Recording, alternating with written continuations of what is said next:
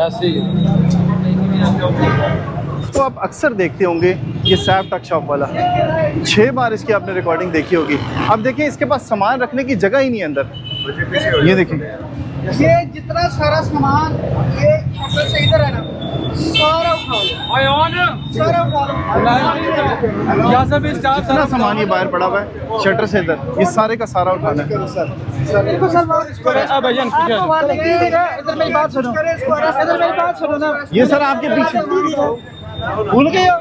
Sir मैंने इसको इरफान साहब ये देखें, जगह ही नहीं थी, इसने बाहर से उठा के अंदर रखा सारा सामान। बाहर से अंदर आई। हाँ जी, जगह ही नहीं थी रखने की सामान, और अब ये सारे का सारा सामान उठा के इसने अंदर रखा है। यहाँ से आपको अंदाजा होगा कि दोनों तरफ से इसने कब्जा किया हुआ था और ये दोनों तरफ से रास्ता बंद किया हुआ था। सब ले जाओ, ये देखिए, एक थाले में डाल के रख। ये उमैर भाई उठवा रहे हैं सारा सामान, और म्यूनसिपल कमेटी की तरफ से भी बार बार इनको कहा गया था कि ये सामान अपना उठा लो, लेकिन इसने नहीं उठाया शख्स ने। अब ये एक्शन हो रहा है और इसका सामान कब्जे में लिया जा रहा है। ये देखें,